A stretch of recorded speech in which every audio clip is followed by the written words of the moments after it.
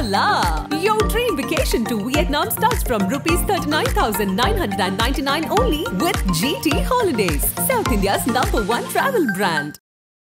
நாயுடுவையோ நிதிஷ்குமாரையோ நம்பி இருக்க வேண்டிய சூழ்நிலை தாண்டும் வரை, அதாவது இவர்களுக்கா அந்த 273 வந்து தாண்டுற வரைக்கும் இந்துத்துவ சார்ந்த கொள்கைகள் திட்டங்கள் ஒரு வருடத்திற்கு வந்து அநேகமாக எடுக்க மாட்டாங்க. இதை வந்து கொஞ்சம் தள்ளி போடுவாங்க. எனக்கு தெரிஞ்ச ஒரு வருஷத்துக்கு வந்து இவர்கள் எதுவுமே வந்து வாலாட்டுவதற்கு வாய்ப்பில்லை. இந்த விஷயத்தில் மோடியும் அமித்ஷாவும் ஒரு பிரமாதமான ஒரு நாடகத்தை அரங்கேற்றினார்கள் என்று சொல்லப்படுகிறது. வேண்டுமென்றே நாம் எதிர்க்கட்சியில் அமர்ந்து விடுவோம் அப்படின்னு மோடி அமித்ஷாவும் முடிவு செய்ததாக ஒரு செய்தியை வெளியே பரப்பிவிட்டார்.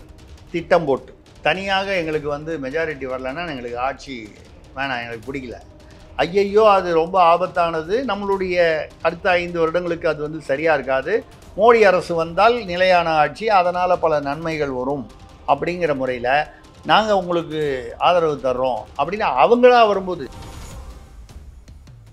அநேகமாக மோடிக்கு அப்புறம் வந்து யோகி ஆதித்யநாத் பிரதமராவதற்கான வாய்ப்புகள் உள்ளன.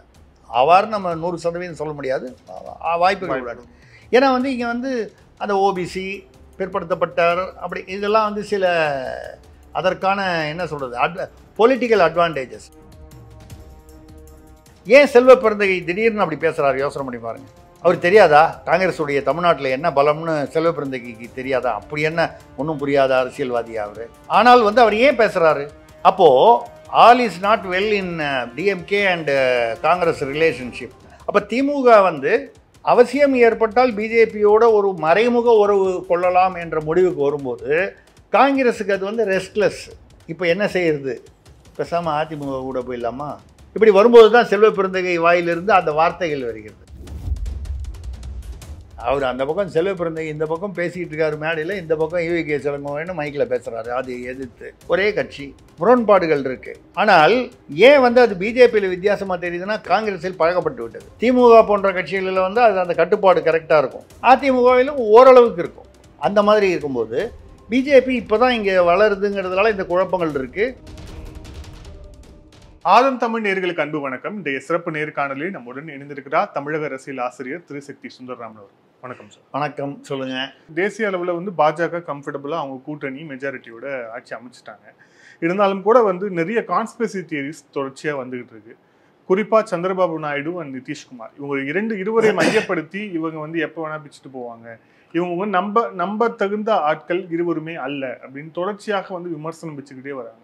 இல்லை உங்களுடைய பார்வை? அதாவது கூட்டணின்னு வந்தாலே என்றைக்குமே அந்த ஒரு நிலையாமை, வள்ளுவர் சொன்ன நிலையாமை இருக்குது, அன்சர்டனிட்டி இருக்குது.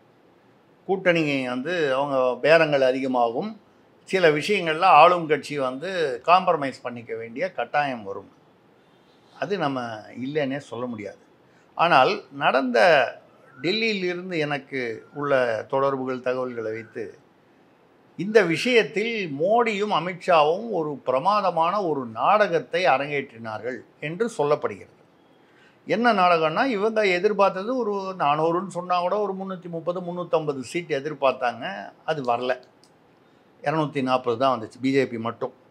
கூட்டணி எல்லாம் சேர்த்து உங்களுக்கு ஒரு 50 சீட்டு 40-50 சீட்டுனா அந்த 290 வந்து இவங்க வரைக்குமே 290 வந்திருந்தால் இந்த கூட்டணிக்கே அவசியம் இல்லை, சந்திரபாபு நாயுடுவோ இல்லை நிதிஷ்குமாரோ. இப்போ பார்த்தீங்கன்னா அவங்க என்ன பண்ணால், எனக்கு வந்த தகவல் இது அவ்வளவாக வெளியே வராத தகவல் என்னென்னால், இப்படி வந்த உடனே வேண்டுமென்றே நாம் எதிர்க்கட்சியில் அமர்ந்து விடுவோம் அப்படின்னு மோடி அமித்ஷாவும் முடிவு செய்ததாக ஒரு செய்தியை வெளியே பரப்பிவிட்டார். திட்டம் போட்டு தனியாக எங்களுக்கு வந்து மெஜாரிட்டி வரலன்னா எங்களுக்கு ஆட்சி வேணாம், எங்களுக்கு பிடிக்கல, வேணாது அப்படி. இது இண்டி கூட்டணிக்கு ஒரே டென்ஷன் ஆயிடுச்சு. இப்போ அவர்கள் ஆட்சிக்கு கோர வேண்டிய ஒரு சூழ்நிலை வருகிறது. அந்த சூழ்நிலையில் வந்து வரும்பொழுது முதல் கொஸ்டின் வந்து யார் பிரதமர், அதுதானே. 99 வாங்கின ராகுல் காந்தியா, அதுக்கப்புறம் மம்தா, அகிலேஷ் யாதவ் 37 வேணுமோ, அப்புறம் வந்து பார்த்தா 22 திமுக, 29 27 மம்தா, இதுதான் இந்த வரிசை தான். அதுக்கப்புறம் பாக்கியெல்லாம் 5 7 8. இப்போ இதில் யார் பிரதமர்? அப்போ வந்து இவங்க வந்து அவங்களுக்குள்ள காங்கிரஸில் வந்து ராகுல் காந்தி பிரதமராக வேண்டும் என்று விரும்புவது இயல்பு. அந்த குடும்பத்தை சேர்ந்தவர் தான் வர முடியும். அதுக்காக மல்லிகார்ஜுன் கார்கே பிரதமர் ஆக்கிரவா போகிறாங்க, அது நியமன தலைவர் தான். அதனால் வந்து அது இல்லை. சீதாராம் கேசரி ஒரு காலத்தில் வந்து கட்சித் தலைவராக இருந்துட்டு சோனியா காந்தி வந்தவுடனே பதவியை ராஜினாமா பண்ணுன்னு சொன்னபோது அவர் மாட்டேன்ட்டார் சீதாராம் கேசரின்னு. உங்களுக்கு அப்போல்லாம் தெரிஞ்சிருக்குமோ என்னமோ. அவர் வந்து மாட்டேன்னு சொன்னோன்னே அவர் என்ன பண்ணிட்டாங்க, அவர் பாத்ரூம் போகும்போது பாத்ரூமில் வச்சு பூட்டிட்டாங்க அகில இந்திய காங்கிரஸ் தலைவர். இது வந்து நான் சொல்வது வந்து ரகசியம்லாம் இல்லை, புத்தகங்களில் இருக்கிறது, பதிவான ஆவணங்களில் இருக்கிறது. பாத்ரூமில் வச்சு பூட்டிட்டாங்க ஒரு 3 மணி நேரத்துக்கு. அந்த ஆள் ஏற்கனவே ரொம்ப வயசான ஆள், 80 வயசு, இதே மாதிரி ஒரு 75-80 வயசு உள்ளே வச்சு பூட்டிட்டு அதுக்கப்புறம் அந்த ஆள் வந்து திறந்து விடுன்னு காங்கிரஸ் தலைவர், அகில இந்திய காங்கிரஸ் தலைவர். அதுக்கப்புறம் அவரை வந்து குண்டு கட்ட தூக்கிட்டு வந்து கேட்டுக்கு வெளியில் விட்டாங்க. ஒரு அகில இந்திய காங்கிரஸ் அன்றைக்கும் அவர் தான் தலைவர், இன்னும் அவர் வந்து விலகவும் இல்லை விலக்கப்படவும் இல்லை. அது வந்தோன்னே அவர் நொந்து போய் இதுக்கப்புறம் இப்படி ஒரு கட்சியில் நமக்கு ஒரு தலைவி பதவி தேவையான ரிசைன் பண்ணிட்டார். நரசிம்மராவ் வந்து மிக மிக வந்து சிறந்த நிர்வாகி என்று பெயர் பெற்ற ஒரு பிரதமர். இன்னி வரைக்கும் யாராவது வந்து பெஸ்ட் அட்மினிஸ்ட்ரேஷன் ஒரு லிஸ்ட் எடுத்தால் நரசிம்மராவுக்கு அதில் ஒரு இடம் உண்டு. எதிர்பாராமல் அவர் சும்மா டம்மியாக அவர் தூக்கிட்டு வந்து வைக்க போக அவர் பிரமாதமாக பண்ணிட்டார் அட்மினிஸ்ட்ரேஷன். அவர் அதுக்கப்புறம் பிரதமராகி அவர் ஓய்வு பெற்ற பிறகு இறந்தபோது அக்பர் ரோட்டில் காங்கிரஸ் அலுவலகத்தில் கேட்டுக்குள்ளே அவருடைய உடலை அனுமதிக்கவில்லை சோனியா காந்தி குடும்பத்தினர். அதுக்கப்புறம் ஹைதராபாத்தில் கொண்டு வந்து பண்ணாங்க. அவருடைய உடலை வந்து அதை சிதையில் எரியூட்டிய போது அது சரியாக எரியூட்டாததுனால நாய்களும் நரிகளும் வந்து குதறின அப்படின்னு வந்து புத்தகம் இருக்குது, என்கிட்ட இருக்குது அந்த புத்தகம். எப்படி அவருடைய வேலை பார்த்தவர் ரொம்ப வயிற்றுச்சலாக இருந்தது, வருத்தமாக இருந்ததுன்னு வேதனையாக ஒரு முன்னாள் பிரதமருக்கு இப்படி நிகழ்ந்தது. ஸோ காங்கிரஸில் வந்து குடும்பத்தை தாண்டி யாரும் வர முடியாது, அதுக்காக சொல்கிறேன். அப்போ ராகுல் காந்தின்னு சொல்லும்போது ராகுல் காந்தி வருவதற்கு மற்ற கட்சிகளில் வந்து நிறைய எதிர்ப்பு இருந்தது. அவர் வந்து இண்டி கூட்டணிக்கே அவரை தலைவராக நியமிக்கணும்னு சொல்லும்போது மம்தா தான் முதல்ல முடியாதுன்னு சொல்லி தகராறு பண்ணாங்க. இதெல்லாம் நடந்தது. இப்போது என்ன பண்ணாங்க, அமைதியாக சரத்பவாரை கூப்பிட்டு, இதில் முக்கியமானது வந்து இந்த நிதிஷ்குமாரை கூப்பிடுங்க, நிதிஷ்குமாரும் சந்திரபாபு நாயுடுவும் கூப்பிடுங்க. நிதிஷ்குமார் ஏற்கனவே அத்வானி பீரியடில் அவர் வந்து பிரதமராக வருவதற்கு முயன்று அத்வானி அவரை வந்து ஆதரித்து மோடி திடீர்னு டப்புன்னு வந்து உள்ளே குதித்து அவர் வந்து கம்ப்ளீட்டாக எல்லாத்தையும் மாற்றிட்டு அவர் பிரதமர் ஆகிட்டார். ஸோ இதை ஒட்டி நிதிஷ்குமாருக்கு அந்த ரொம்ப நாள் அவருக்கும் பிரதமர் ஆகணும்னு ஒரு ஆசை அப்போலேருந்தே இருந்துக்கிட்டு இருக்கு. ஸோ அதனால் அதை வைத்து அவர் வந்து துணை பிரதமர்னு கேளுங்கன்னா அவர் வந்து துணை பிரதமரில் பிரதமர் கொடுப்பீங்க 12 சீட்டு, அதுக்கு அவர் பிரதமர். ஆனால் அவருக்கு என்ன பிரச்சனை என்றால் இப்பொழுது பிஜேபி கூட்டணியில் தான் வந்து பீகாரில் ஆட்சி நடக்குது. அவருக்கு வந்து 42 சீட்டு தான் வருது, 79 சீட்டு வந்து பிஜேபி. இது இல்லைன்னா அங்கே அவருக்கு ஆட்சி இல்லை. இப்போ மறுபடியும் தேர்தல் வருது. இந்த தேர்தலில் 42 வருமானே அவருக்கு சந்தேகம். அவருடைய கட்சி பலவீனப்பட்டிருக்கு. அதுவும் பிஜேபியை பற்றி, அமித்ஷாவை பற்றி உங்களுக்கு தெரியும். இது இப்போ தேர்தல் நெருங்கி வரும்போது அந்த 42ல் வந்து ஒரு முக்கியமான ஒரு 10-15 பேரை வந்து இந்த பக்கம் தூக்கிட்டு வந்துடுவார். அப்போ இதெல்லாம் நடக்கும்போது அவர் வந்து மறுபடியும் முதல்வராக வருவது அங்கே வந்து சிரமம்னு இருக்கும் பொழுது என்ன பிரச்சனை, இங்கே துணை பிரதமராகவோ இல்லை பிரதமராகவே கூட வந்தால் கூட தேவகவுடா ஐக்கிய குஜரால் மாதிரி 6 மாதத்துக்கு 1 வருஷத்துக்கு ஒரு பிரதமராக வர்றதில் நிதிஷ்குமாரை தூக்கி போட்டு ராகுல் காந்தி வருவார், ராகுல் காந்தியை தூக்கி போட்டு வேறு யாராவது ஒருத்தரோ இப்படி வரக்கூடிய இதில் அப்படி வந்தால் நமக்கு வந்து ஒன்றும் பிரயோஜனப்படாது. சரத்பவார்கிட்ட வந்து இல்லை அது சரியாக வரும்னு தோணலை அப்படின்னு சொல்லிட்டு யோசனை பண்ணிவிட்டு பிரதமர் மோடியும் அமித்ஷாவும் வந்து நீங்கள் உங்களுடைய எங்கள் கூட்டணியில் சேருகிறீர்களான்னு கேட்பதற்கு பதிலாக நிதிஷ்குமாரும் சந்திரபாபு நாயுடுவும் உங்கள் கூட்டணியில் சேருகிறோம்னு சொல்லும்போது தான் சந்திரபாபு நாயுடு பவன் கல்யாணா அவருடைய இதில் கூட்டணியில் இருக்கார். பவன் கல்யாணை விட்டு எங்களுக்கு மோடி தான் முக்கியம், மோடி தான் தலைவர் அப்படின்னு கொஞ்சம் இந்த பில்டப்லாம் கொடுத்து பவன் கல்யாண் பேசினார். அது பேசினதே சந்திரபாபு நாயுடுவுடைய ஆசீர்வாதத்துடன் பேசினார் என்று சொல்கிறார். அதனால தான் துணை முதல்வர் கொடுத்துருக்காங்க அந்த விசுவாசத்திற்காக. அது அரசியல். அப்போது இது எதுக்காக சொல்கிறேன்னா, இப்படி ஒரு ஆடை வச்சு வரும்பொழுது அவர்களாக வந்து நாங்கள் உங்கள் கூட கூட்டணி வர்றோம் அப்படிங்கும்போது இந்த இதெல்லாம் வர மாதிரி ஐயா அதெல்லாம் எங்களுக்கு வேணாங்க, நாங்கள் எதிர்கட்சியில் இருக்கோம் அப்படின்னு மோடி அமித்ஷா சொல்லும்போது இல்லை அவங்களெல்லாம் விடக்கூடாது, அப்புறம் ஒன்றுமே சரியாக வராது, நீங்கள் தான் வரணும், நாங்கள் உங்களுக்கு ஆதரவு கொடுக்குறோன்னு சொல்லும்போது சரி, ஆனால் வந்து கண்ணாமுன்னான்னு கண்டிஷன்லாம் போடக்கூடாது, நீங்களாக தானே வரீங்க அப்படின்னு சொல்கிறதுனால தான் கோர் கமிட்டி அப்படின்னு சொல்லக்கூடிய அந்த சிசிஎஸ்ன்னு சொல்லுவாங்க, டிஃபென்ஸு, ஹோமு, இந்த மாதிரி Cabinet finance, Secretary and Committee. இந்த முக்கியமான பதவிகளை வந்து ஒரு பதவி கூட கூட்டணி கட்சி கொடுக்கலையே, அவங்க தான் வச்சுருக்காங்க. அநேகமாக சபாநாயகர் வந்து அதையுமே அவர் கேட்டார். சந்திரபாபு நாயுடு வந்து சபாநாயகர் பதவி எங்களுக்கு கொடுக்கணும் தெலுங்கு தேசத்துக்கு. அந்த இடத்துல தான் மோடி அமித்ஷாவுடைய அந்த அரசியல் சாதுரியம். அநேகமாக வந்து புரந்தரேஸ்வரி, என்டி ராமராவ் அவர்களுடைய மகள், பிஜேபி அங்கே உள்ளூர் ஆந்திரா பஞ்சாபி தலைவர், அவர் தான் அநேகமாக போடுவாங்க. சந்திரபாபு நாயுடுக்கு சொந்த மச்சினிச்சி, அவர் எப்படி வேணான்னு சொல்லுவார்? அந்த குடும்பத்தோடு அவருக்கு ஒன்றும், என்டி ராமராவ் இருக்கும்போது கொஞ்சம் விரிசல்கள் இருந்தது, அதுக்கப்புறம் அது ஏதோ ஓரளவுக்கு சரியாக போச்சு. அவருடைய சொந்த, அதாவது மனைவியின் தங்கையோ அக்காவோ அவங்க வர்றது பிஜேபி தலைவராகவே இருந்தாலும் அவங்க வர்றது அவர் எதிர்க்க வாய்ப்பில்லை. இதுவே வேறு யாராவது ஒரு தலைவரை போட்டால், பிஜேபி தலைவரை போட்டால் எங்களுக்கு கொடுக்கலன்னு கேட்கலாம். உங்கள் குடும்பத்திலேருந்தே ஒருத்தர் கொடுக்கும்போது நம்ம குடும்பத்தில் தானே அது, நம்ம அதை எப்படி போய் நம்ம எதிர்த்தால் அது வந்து குடும்பத்தில் வந்து ஒரு குழப்பம் வரும். அப்படிங்கிறதுல அது ஒரு சரியான ஒரு துருப்பு சீட்டு மாதிரி எடுத்து போட்டு பண்ணாங்க. இது எதுக்கு சொல்கிறேன்னா, இது ஒரு சிறு நாடகமாடி அந்த நாடகத்தின் வழியாக இவர்களை வந்து பண்ணாங்க. அதாவது யார் வந்து டைரெக்டாக வந்து எதிர்கட்சியாக உட்காரலான்னு சொன்னபோது சிராக் பாஸ்வான், ஏக்நாத் ஷிண்டே போன்றவர்கள் வந்து எதிர்கட்சியில் உட்காரலான்னு சொல்லிட்டாங்க. அவங்களுக்கு என்ன, இவர் 5 சீட்டு அவர் 7 சீட்டு, இல்லைனாலும் ஒன்றும் பெருசாக ஆகிட போகிறதில்ல. ஆனால் சந்திரபாபு நாயுடுக்கு வந்து என்ன ஒரு பிரச்சனை அப்படின்னு சொன்னால், இப்போ தான் அவர் வந்திருக்காரு ஜெகன் ரெட்டியை தாண்டி, அவரை தோக்கடிச்சு. அமராவதியை வந்து ஒரு ஹைதராபாத்துக்கு இணையாகவோ ஓரளவுக்கு அதற்கு இணையாகவோ கொண்டு வரணும் அப்படின்னு சொன்னால் மத்திய அரசுடைய தயவில்லாமல் முடியாது. நிதி தேவை.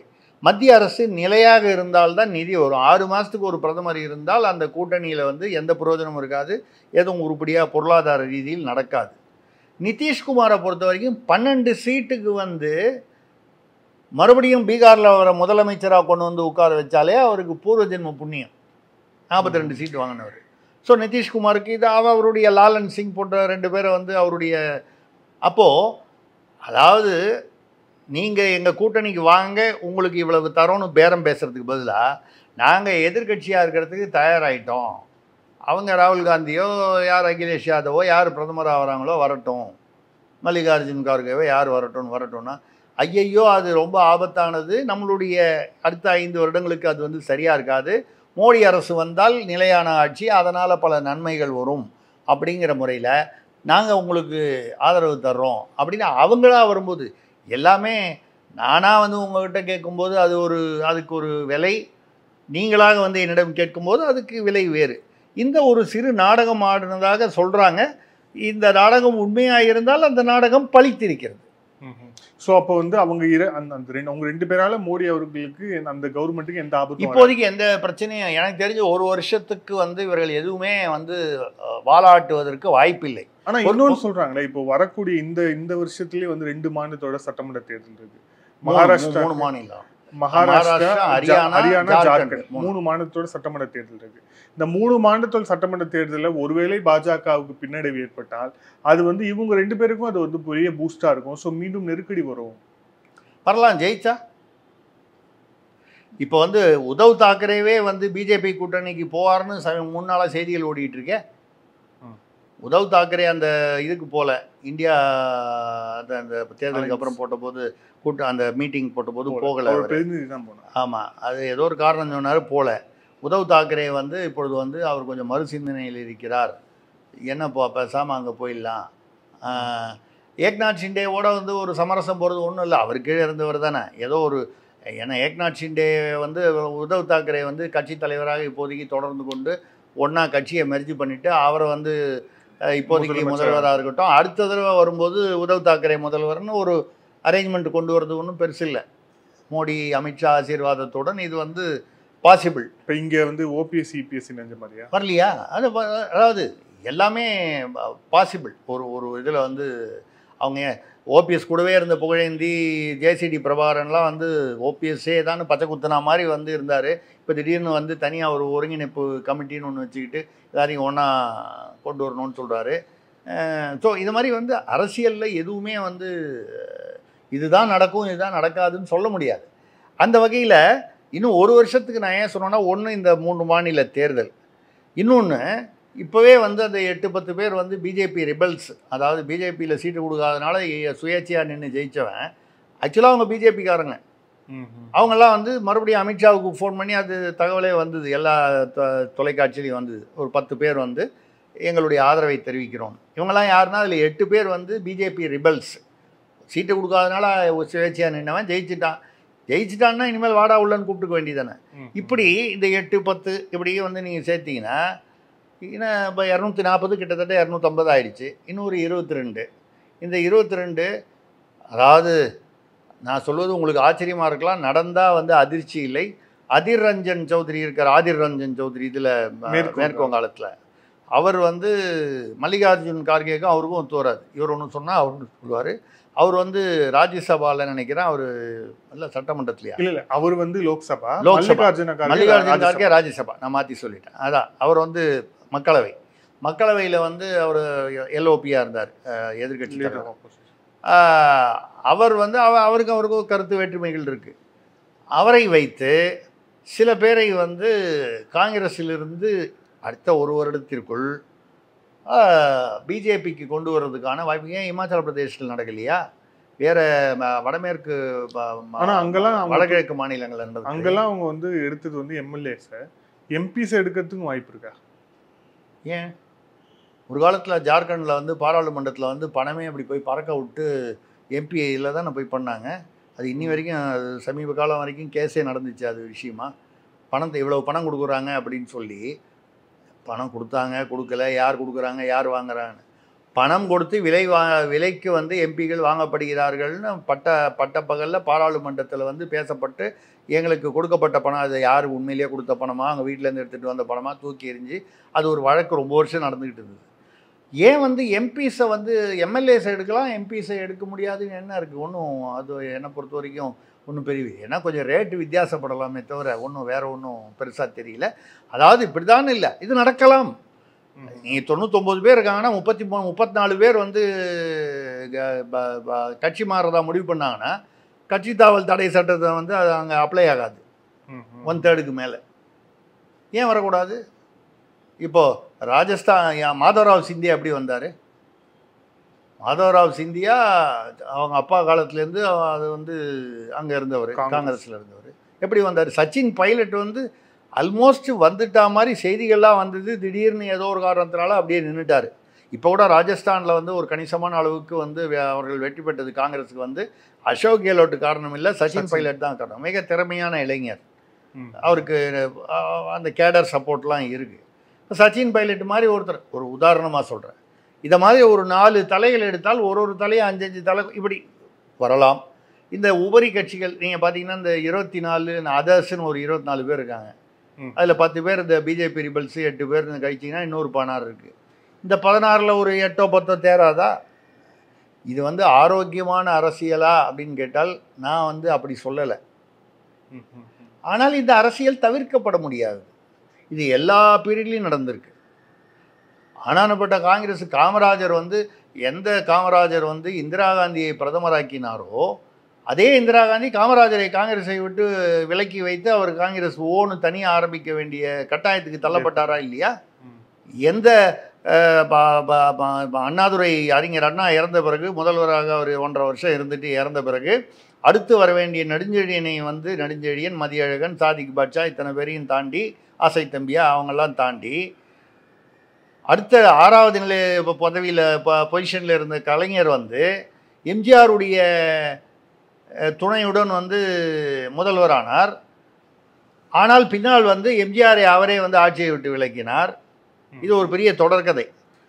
அதே எம்ஜிஆர் வந்து இறந்தபோது எம்ஜிஆருக்கு கிட்டத்தட்ட 50 வருஷத்துக்கு மேலே அவர் கூடவே இருந்த ஆரம் வீரப்பன் அவர்கள், அவருடைய நிழல்னு சொல்லப்பட்ட ஆரம் வீரப்பன் வந்து ஜானகி அம்மையார் அவருடைய மனைவியை வந்து முதலமைச்சராங்கன்னும் போது 13 நாளில் வந்து ஆட்சிக்கு வந்துடுச்சு. எம்ஜிஆருக்கு நெருக்கமான வட்டத்தில் இருந்தவராக கருதப்பட்ட ஜெயலலிதா அவர்கள் வந்து ஏதோ ஒரு வண்டியிலேருந்து தள்ளிட்டாங்க. நிஜமாகவே தள்ளினாங்களா, அவங்களா விழுந்துட்டாங்களா, எதேச்சியாக ஒரு விபத்தா அது தெரியாது, அவங்க தள்ளி விட்டாங்கன்னு சொன்ன உடனே அப்போது திருநாவுக்கரசு தான் வந்து தூக்கி ஜெயலலிதாவை வந்து முன்னிலைப்படுத்தி சேவல் சின்னத்தில் நிற்க வச்சு அப்புறம் அதிமுகவை கைப்பற்றி ஜெயலலிதா முதல்வராவதற்கு திருநாவுக்கரசு மிகப்பெரிய காரணமாக இருந்தார். அதே திருநாவுக்கரசு 3 வருஷம் கழித்து திருநாவுக்கரசை கட்சியை விட்டு அதிமுக வந்து நீக்கலையா? ஜெயலலிதாவுக்கு அப்புறம் சசிகலா வரலையா? சசிகலா காலில் விழுந்து எடப்பாடி வந்தவர் சசிகலா ஜெயிலுக்கு போனோன்னு சசிகலா யாருன்னு கேட்டு வேறு விதமான அரசியலில் வந்து சசிகலா திரும்பி வந்ததுக்கப்புறம் சசிகலா எங்கே இருக்காங்கன்னே தெரியாத ஒரு அரசியல் சூழ்நிலை வரலையா? ஸோ அரசியலில் இதெல்லாம் வந்து இந்த அமைதிப்படை சினிமா வந்து அது அந்த அமாவாசை சத்யராஜ் வருவார், அது வந்து அரசியலில் வந்து எல்லா ஆட்சியிலையும் எல்லா கட்சிகளிலும் நிகழ்ந்து தான் இருக்கிறது. ஸோ அந்த வகையில் எது வேண்டுமானாலும் நடக்கலாம். இப்படி ஒரு சூழ்நிலை வந்து இப்போ இருக்குது. என்னை பொறுத்தவரை அடுத்த ஒரு வருடம் என்ன ஒரு வித்தியாசம் இருக்கும் அப்படின்னு சொன்னால், மத்திய அரசில் இந்த இந்துத்துவா தொடர்பான யூசிசி யூனிஃபார்ம் சிவில் கோட், அப்புறம் இந்த வக்ஃப் போர்டு. இப்போ வக்ஃப் போர்டில் பார்த்தீங்கன்னா அவங்களுக்கு 1995 ஒரு சட்டம் வந்தது, 54, அதுக்கப்புறம் 95, அப்புறம் மறுபடியும் 2013 புதுப்பிக்கப்பட்டது.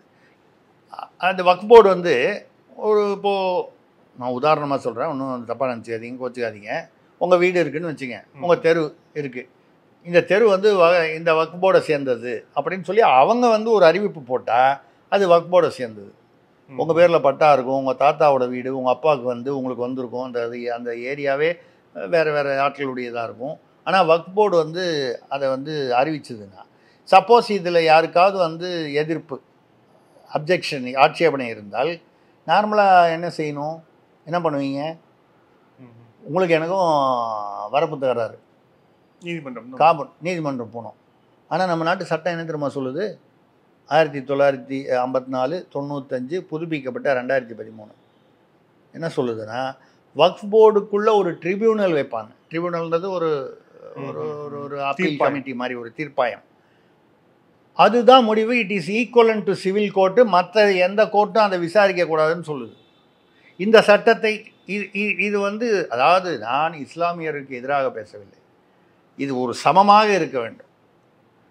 திடீர்னு உங்கள் வீட்டை நான் தான் வக்ஃப் போர்டு, நான் திடீர்னு உங்கள் வீடு என்னதுன்னு சொல்லிட்டேன்.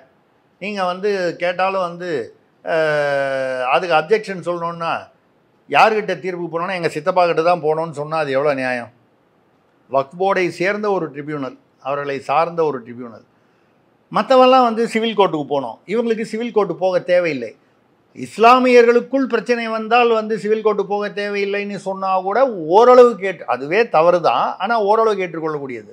ஆனால் மற்றவர்களுக்கு இப்போ தமிழ்நாட்டில் சில கிராமங்கள் வந்து அந்த பிரச்சனை இருக்குது. தமிழ்நாட்டில் சில கிராமங்களே வக்ஃப் போர்டுக்கு சொந்தமானதுன்னு அவங்க வந்து, ஏன்னா அப்படி வக்ஃப் போர்டுக்கு சொந்தமானது என்று போட்டால் அதை வந்து விற்கவோ அடமானம் வைக்கவோ இல்லை எந்த விதத்திலும் டீல் பண்ணவோ அந்த பட்டாவே இருந்தால் கூட அவங்களுக்கு உரிமை இல்லை.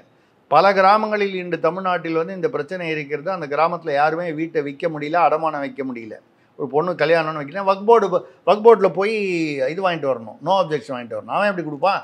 ஒன்றும் கொடுக்க மாட்டான், இல்லை பணம் கொடுத்தா தான் கொடுப்பான். யாராக இருந்தாலும் எந்த அமைப்பாக இருந்தாலும் சரி, எந்த மத அமைப்பாக இருந்தாலும், ஜாதி அமைப்பாக இருந்தாலும், அது இந்து மத ஜாதி அமைப்பாகவே இருந்தாலும், நீங்கள் ஜாதி கட்சின்னு ஒன்று வச்சிங்கன்னா அங்கே போய் ஒரு வேலை ஆகணும்னு கேட்டிங்கன்னா காசு கொடுத்தா தான் நடக்கும். இது ரொம்ப யதார்த்தம். ஸோ இப்போ இந்த இந்துத்துவா சார்ந்த கொள்கைகள் திட்டங்கள் ஒரு வருடத்திற்கு வந்து அநேகமாக எடுக்க மாட்டாங்க. இதை வந்து கொஞ்சம் தள்ளி போடுவாங்க. அதாவது இவர்களுக்கா அந்த 273 வந்து தாண்டுற வரைக்கும், நாயுடுவையோ நிதிஷ்குமாரையோ நம்பி இருக்க வேண்டிய சூழ்நிலை தாண்டும் வரை இந்த திட்டங்களை வந்து, ஏன்னா அங்கே வந்து பார்த்தீங்கன்னா இப்போ அக்னிவீர் வந்து இப்போ இவங்க கொண்டு வந்த திட்டம் காங்கிரஸ் எதிர்க்குது, நிதிஷ்குமாருக்கே எதிர்ப்பு இருக்குது. அப்புறம் இந்த கேஸ்ட் சென்சஸில் இவங்களுக்குள்ள முரண்பாடுகள் உண்டு. இப்படி இந்த மாதிரி வந்து முரண்பாடுகள் இருக்கக்கூடிய விஷயம் எல்லாத்தையுமே கொஞ்சம் ஓரங்கட்டி வச்சுருவாங்க. ஓரங்கட்டி வச்சுட்டு இந்த ஒரு வருஷம் வெறும் ரொட்டீன் அட்மினிஸ்ட்ரேஷனை பார்த்துட்டு கொஞ்சம் தங்களை பலப்படுத்தி கொண்டு இனிமேல் நிதிஷ்குமார் தேவையில்லை, அதுக்காக அவங்கள வந்து எதிரி கட்சியாக இல்லைனா கூட கூட்டணியில் இருந்துட்டு போங்க, அதுக்கு மேலே நீ ஒத்துக்கலைன்னா நீ எனக்கு மெஜாரிட்டி இருக்குது நான் பார்த்துக்கிறேன் அப்படின்னு சொல்கிற நிலைமை வர வரைக்கும் இந்த இந்துத்துவா இல்லை இந்த மாதிரி கான்ட்ரோவர்ஷியல் முரண்பாடுகள் உள்ள ஏற்படுத்தக்கூடிய சில திட்டங்கள் வந்து தள்ளி வைப்பார்கள் என்று எதிர்பார்க்கலாம். அதை தவிர வேற ஒன்றும் கட்சிக்கு வந்து ஆளுங்கட்சி இந்த மோடியுடைய இதுக்கு வந்து ஆபத்து வந்துடும். ஒரு வருஷத்தில் அவர் வந்து சாமியாராக போயிடுவார், அப்படி போயிடுவார், இப்படி போயிடுவார். அதெல்லாம் அன்றைக்கி கூட வந்து எலெக்ஷன் ரிசல்ட் வந்தோன்னே இல்லை மோடி வந்து இல்லை அவர் வந்து போய்ட்டு நிதின் கட்கரி தான் வைக்கணும்னு ஆர்எஸ்எஸ் சொல்லிட்டாங்க அப்படின்னு சொல்கிறாங்க. பண்ண மாட்டார்கள். ஏன்னு கேட்டால் இதில் பல சிக்கல்கள் இருக்குது. ஒரு பீரியடில் ஆர்எஸ்எஸ் வந்து சொன்னது தான் அத்வானியும் வாஜ்பாயும் கேட்டாங்க. அன்றைக்கி பிஜேபிக்கு இன்ஃப்ராஸ்ட்ரக்சர் இல்லை, கட்டமைப்பு இல்லை. அதனால் ஆர்எஸ்எஸ் சொல்கிறத கேட்க வேண்டிய கட்டாயம் இருந்தது. மோடி அமித்ஷா வந்தவுடனே இந்த கட்டமைப்பை மிக வலிமைப்படுத்தி விட்டார்கள். கட்சிக்கான தனியான ஒரு கட்டமைப்பு. இப்போ ஆர்எஸ்எஸ் வந்து சொல்கிறத கேட்கணுங்கிற கட்டாயம் இல்லை, கேட்கலாம், பட் கேட்கணுங்கிற கட்டாயம் இல்லை. இதுதான் அந்த மோகன் பாகவத் வந்து அப்படி நாசூக்காக நீங்கள் வந்து பேசியிருக்காருன்னு இப்போ கொஞ்சம் நேரம் முன்னால் பேசுனீங்க. இதனால தான் பேசுகிறாரு. நான் சொல்கிறத கேட்க மாட்டேங்கிறீங்க, நீங்கள் ரொம்ப அரகண்டாக போகக்கூடாது, ஜாக்கிரதையாக இருங்க அப்படின்னு சொல்கிறது என்னென்னா, அவர் சொல்கிறத கேட்டுக்கிட்டு இருந்தாக்கா அதெல்லாம் சொல்ல மாட்டார். அவர் சொல்கிறதெல்லாம் கேட்டுக்கிட்டா Nitin Gadkari out and out RSS அவர். சரி, இப்போ நிதின் கட்காரியை வந்து ஆர்எஸ்எஸ் வந்து சொல்லுது, அவரை வந்து பிரதமராக்குறாங்கன்னு வைங்க. உடனே பிஜேபியில் ஒரு ஒரு ஒரு ஒரு சாரார் என்ன சொல்லுவாங்க, நிதின் கட்காரி பிராமணர், ஆர்எஸ்எஸ் என்பது பிராமணர் இயக்கம், பிராமணிய இயக்கம், அதனால் நிதின் கட்காரி எதிர்ப்பு வருமா வராதா? சில விஷயங்களில் முன்ன போனால் கடிக்கும், பின்ன போனால் உதைக்கும்னு ஒரு விஷயம் தான் அரசியல். இப்போ நிதின் கட்காரியை வந்து கொண்டு வரணும்னு நினச்சா கூட கொண்டு வர முடியாது. சப்போஸ் யோகி ஆதித்யநாத்தை கொண்டு வரணும்னா கொண்டு வரலாம். பட் யோகி ஆதித்யநாத்தை எப்படி கொண்டு வருது? ஒரே நாளில் கொண்டு வந்து அங்கே எம்பி ஆக்கி அவரை வந்து பிரதமராக்கிட முடியாது. அது ஒரு ப்ராசஸ். அநேகமாக இவர் மோடிக்கு அப்புறம் வந்து யோகி ஆதித்யநாத் பிரதமராவதற்கான வாய்ப்புகள் உள்ளன. அவ்வாறு நம்ம 100% சொல்ல முடியாது, வாய்ப்புகள் உள்ளன. ஏன்னா வந்து இங்கே வந்து அந்த ஓபிசி, பிற்படுத்தப்பட்டார், அப்படி இதெல்லாம் வந்து சில அதற்கான என்ன சொல்கிறது பொலிட்டிக்கல் அட்வான்டேஜஸ் நான் அவங்களுக்கு கொடுக்கக்கூடாதுன்னு சொல்ல. இல்லைனா வந்து திரௌபதி முர்மு வந்து எங்கே இருக்காங்கன்னே யாருன்னே தெரியாத ஒருத்தரை திடீர்னு ஒருத்தரை கூப்பிட்டு வந்து பழங்குடிகள்னு சொல்லி பண்ணாங்க. இப்போ கூட ஒரிசாவில் வந்து மோகன் மஞ்சின்னு அவர் வந்து பழங்குடி தான். இது வந்து பழங்குடியை வந்து நம்ம வந்து அவர்களை முன்னேற்றுவதில் நாமும் வந்து சேர்ந்து அதை ஆமோதிக்கிறோம், வரவேற்கிறோம். ஆனால் அதில் அரசியல் இருக்கிறதா என்றால் 100% அரசியல் இருக்கிறது. இப்போ அவங்க என்ன சொல்கிறாங்க, இது வரைக்கும் நாங்கள் பிஜேபியில் 4 பேர் பழங்குடியில் வந்து அவர் அர்ஜுன் முண்டா, அப்புறம் அந்த மாதிரி இன்னும் மராங்கன்னு ஒருத்தர், 4 பேர், இவரை சேர்த்து 4 பேர் பழங்குடி முதலமைச்சர்கள் கொண்டு வந்திருக்கிறோம், காங்கிரஸில் கொண்டு வந்திருக்காங்களா? இப்படி இது அரசியலுக்கு பயன்படக்கூடியது தானே, அப்படி தானே? அது மாதிரி தான். இப்போ கூட நீங்கள் வந்து பார்த்தீங்கன்னா டிஆர் பாலு அவர்களை வந்து மக்களவை தலைவர் அந்த போஸ்ட்டுக்கு பதிலாக கனிமொழியை வந்து பாராளுமன்ற தலைவர்னு போட்டாங்க. மக்களவையில் டிஆர் பாலு, 2 அவைக்கும் சேர்த்து பொதுவான இதில் வந்து கனிமொழியை தலைவர் போட்டாங்க. ஒன்று அவங்களுக்கு வந்து இருக்கக்கூடிய வருத்தங்களை வந்து வருடி கொடுப்பதற்காக ஒரு காரணமாக இருக்கலாம். 2வது டிஆர் பேரில் கொஞ்சம் ஒரு கண் வச்சுக்கிட்டே இருக்காங்க. இந்த செந்தில் பாலாஜி மேட்டர்லேருந்து யாரோ அங்கேருந்து தகவல்லாம் கொடுத்தாங்க, நம்ம கூட பேசியிருக்கோம். வந்து அது டிஆர் பாலு வகைரால தகவல் போயிருக்குமோ அப்படின்ற ஒரு சந்தேகம் கட்சி தலைமைக்கு இருக்கிறது. KN நேரு பேரிலும் அந்த சந்தேகம் இருக்கிறது. திமுகவுக்கு உள்ள இந்த அரசியல் சாதுரியம், அதற்கு காரணம் மிகப்பெரிய அனுபவம். கலைஞர் பீரியட்லேயும் சரி, அவர்கிட்ட வளர்ந்த ஸ்டாலின், அவரோடு கூடவே பயணம் தொடர்ந்த ஸ்டாலின், இப்பொழுது தொடர்ந்து கொண்டிருக்கும் உதயநிதி அப்படின்னு பார்த்தீங்கன்னா, அந்த சாதுரியம், எதை செய்யலாம் செய்யக்கூடாது, எது செய்தால் நமக்கு பிரச்சனை இல்லை அப்படிங்கிற அந்த டூஸ் அண்ட் டோன்ட்ஸ் இருக்கு பாருங்க, திமுகவுக்கு மிக சிறப்பாக தெரியும். பாராட்ட வேண்டிய விஷயம். இப்போ இது தெரியுதா? திமுக தலைமைக்கு தெரியாதா? டிஆர் பாலு தான் ஒரு கால் இதெல்லாம் கொடுத்துருப்பாரோ, இல்லை KN நேரு தான் கொடுத்துருப்பாரோ? அவங்களுக்கு என்ன ஆதாரங்கள் இருக்குன்னு நமக்கு தெரியாது. அப்படி இருப்பதாக சொல்லப்படுகிறது. அது உண்மை என்று நாம் கருதும் பட்சத்தில் உடனே அவங்க வந்து KN நேரு வந்து இந்த மாதிரிலாம் பண்ணிட்டாரு அப்படின்னு இன்னொரு மந்திரியை விட்டு பேசினாங்களா? இல்லை வேறு இவர் டிஆர் பாலு இப்படி பண்ணிட்டாருன்னு சொல்லி துரைமுருகனை விட்டு பேச சொன்னாங்களா? இல்லை அவங்க பேசினாங்களா? இல்லை. ஒரு கண் வச்சுக்கிட்டாங்க. எங்கே வந்து ஒரு தட்டணுமோ அந்த தட்டி வச்சுக்கிட்டு அமைதியாக அது வந்து ஒன்றுமே நடக்காத மாதிரி அவங்க வந்து போகிறாங்க. அதுதானே அரசியல். அது வந்து முறையான அரசியல். கட்சி உடைபடாமல் இருக்கணும், கட்சியை பற்றி இமேஜ் வெளியில் வந்து குறையாமல் இருக்கணும்னால் திமுக இப்பொழுது சாதுரியமாக செய்தது சரி. அரசியல் ரீதியாக நீங்கள் தார்மீக ரீதியாக பேசுனீங்கன்னா அரசியலே செய்ய முடியாது. செல்வப்பிறந்தகை என்ன பேசுகிறார் பாருங்கள். தமிழ்நாட்டில் காங்கிரஸ் ஆட்சி மலர வேண்டும். முதல்ல ஒரு வாரம் 10 நாள் முன்னால் அப்போவே EVK இளங்கோவன் வந்து ஒரு எதிர்ப்பு குரல் கொடுத்தாரு. முந்தா நேற்று மறுபடியும் வந்து அவர் வந்து இதே மாதிரி காங்கிரஸ் வந்து எவ்வளவு நாள் பிறருடைய தயவிலேயே நாம் காலம் தள்ளுவதுன்னு ஒன்று EVK இளங்கோவன் ரொம்ப ஓப்பனாகவே ஆசைப்படலாம், பேராசைப்படக்கூடாதுன்னு சொல்லிட்டார். எதுக்காக சொல்லனா, ஏன் செல்வ பெருந்தகை திடீர்னு அப்படி பேசுகிறாரு? யோசனை பண்ணி பாருங்க. அவர் தெரியாதா காங்கிரஸுடைய தமிழ்நாட்டில் என்ன பலம்னு செல்வ பெருந்தகைக்கு தெரியாதா? அப்படி என்ன ஒன்றும் புரியாத அரசியல்வாதியா அவருக்கு தெரியாதா? ஆனால் வந்து அவர் ஏன் பேசுகிறாரு? அப்போது all is not well in, அதாவது டிஎம்கே அண்ட் காங்கிரஸ் ரிலேஷன்ஷிப். இது ஏன்னு கேட்டால், மறுபடியும் வந்து நான் வந்து எங்கே வர்றேன் அப்படின்னு சொன்னால், தேர்தல் முடிந்த அந்த முடிவு முடிந்தவுடன் அன்னைக்கு இரவு வந்து திமுக சார்பில் டிஆர் பாலு அவர்கள் டெல்லி சென்று, நாங்கள் உங்கள் பிஜேபியிடம் வந்து உங்கள் அமித்ஷாவிடம் வந்து உங்கள் கூட்டணியில் சேர முடியாது, ஆதரவு கொடுக்க முடியாது, அதே சமயம் உங்கள் ஆட்சி கவிழும் நிலை வந்தால் அப்பொழுது நாங்கள் உரியன செய்வோம். உரியன வெளிநடப்பு பண்ணாலே சப்போர்ட் தானே, இன்டைரக்ட்லி சப்போர்ட் தானே அப்படின்னு பேசிட்டு வந்தாருன்னு நான் வேறு 2 நேர்காணலில் இது வரைக்கும் நான் வந்து வெளிப்படையாக தான் பேசியிருக்கேன்.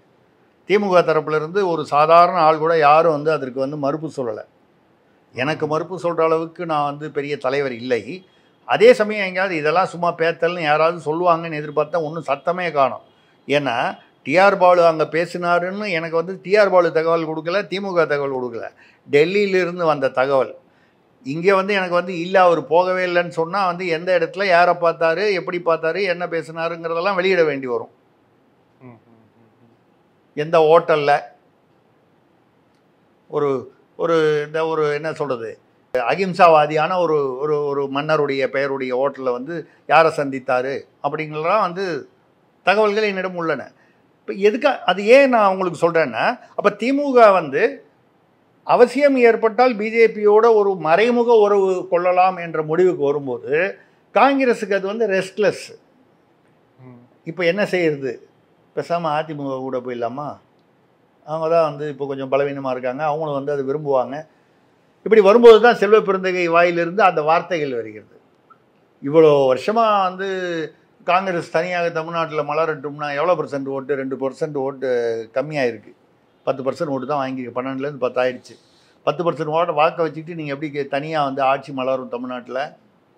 திமுக, அதிமுக, இப்போ புதுசாக வேறு பாஜக, இதெல்லாம் தாண்டி அந்த பக்கம் நாம் தமிழர் சீமானும் ஒரு 4% அதிகமாக வாக்கு வாங்குறாரு. இத்தனையும் தாண்டி நீங்கள் எப்படி வந்து ஆட்சி அமைப்பீங்க? அப்போ ஒன்றும் தெரியாமையா சொல்கிறாரு? ஒரு ஃபீலர் விட்டு பார்க்குறாரு. நீங்கள் இப்படிலாம் வந்து அந்த பக்கம் நெருங்குற மாதிரி இருந்தீங்கன்னா அப்புறம் நாங்கள் விட்டு போயிடுவோம். இதெல்லாம் அரசியலில் வந்து மெட்ராஸ் உதாருன்னு சொல்லுவாங்களே, இந்த மெட்ராஸ் உதார் தான். ஈவி.கே. இளங்கோவன் வந்து அவர் திமுகவின் குரலாக ஒலிக்கிறார். இதுக்கு காரணம் வந்து நம்ம ஜெயிச்சதுக்கு காரணம் முதல்வர் ஸ்டாலினும் திராவிட முன்னேற்ற கழகம். அவர் சொல்வது 100க்கு 100 உண்மை. வாக்கு வங்கி காங்கிரஸுக்கு ஒன்றும் பெருசாக கிடையாது. இல்லை, எதுக்காக அதை மறுபடியும் நான் கொண்டு வந்தேன்னால், இது எல்லாத்துக்குமே ஒரு முடிச்சு போட்டு பாருங்க. நீங்கள் செல்வ பெருந்தகை பேசுறது ஒரு பக்கம், வேலுமணி அந்த பக்கம் கூட்டணி பற்றி பேசினது, உடனே ஜெயக்குமாரும் எடப்பாடியும் அதை மறுத்து பேசுறது, இதெல்லாத்தையும் நீங்கள் முடிச்சு போட்டு பார்த்தீங்கன்னா ஒரு சில மர்மங்கள் இருக்கு. மர்மங்கள் போக போக விலகும். இதில் யார் அடிபடுவாங்க, இதில் யார் வந்து மீறி மேலே வருவாங்க தெரியாது. இந்த குளத்தில் வந்து முழுகுபவர்களில் வந்து யார் வந்து நீச்சல் அடித்து வெற்றி பெறுவார்கள், யார் நீச்சல் அடிக்க முடியாமல் வந்து ஒதுங்க வேண்டியிருக்குங்கிறது தெரியாது. ஸோ அவர் அந்த பக்கம் செல்வ பெருந்தகை இந்த பக்கம் பேசிகிட்டு இருக்காரு மேடையில், இந்த பக்கம் ஈவி.கே. இளங்கோவன் மைக்கில் பேசுகிறாரு. அது எதிர்த்து ஒரே கட்சி, முரண்பாடுகள் இருக்குது. ஆனால் ஏன் வந்து அது பிஜேபியில் வித்தியாசமாக தெரியுதுன்னா, காங்கிரஸில் இது சகஜம். சத்தியமூர்த்தி பவனில் 15 பேர் சேர்ந்தாங்கன்னா நிர்வாகிகள் 16 கருத்துக்கள் இருக்கும். முதல் ஆள் வந்து கடைசியில் வரதுக்குள்ளே கருத்தை மாற்றிருப்பார் அவர், ஒப்பீனியன். அது மாதிரி அது காங்கிரஸில் பழக்கப்பட்டு விட்டது. திமுக போன்ற கட்சிகளில் வந்து அது அந்த கட்டுப்பாடு கரெக்டாக இருக்கும். அதிமுகவிலும் ஓரளவுக்கு இருக்கும். கொஞ்சம் இந்த ஓபிஎஸ் இபிஎஸ் வந்ததுக்கப்புறம் கொஞ்சம் குழப்பங்கள் வந்ததே தவிர, அதுக்கு மேலே ஜெயலலிதாலாம் இருக்கும்போது சாப்பிட்றத தவிர வேறு எதுக்கும் யாரும் வாயை திறக்க மாட்டாங்க. அந்த மாதிரி இருக்கும்போது பிஜேபி இப்போ தான் இங்கே வளருதுங்கிறதுனால இந்த குழப்பங்கள் இருக்குது. அதனால் இது தமிழ்நாடு பிஜேபிக்கு இது வந்து ஒரு டெஸ்டிங் பீரியடு. இந்த பீரியடில் வந்து இப்போ தான் ஜஸ்ட் அப்படி பட்டிங். அந்த பட்டிங்கில் வரும்போது இவ்வளவு குழப்பங்கள் கூடாது. அதை அவர்கள் தாண்டி வெற்றி பெறட்டும் என்று வாழ்த்துவோம். நன்றி சார். பொலிட்டிக்கல் பில் வச்சு தேங்க்யூ சார். Thank you sir. மிக்க நன்றி.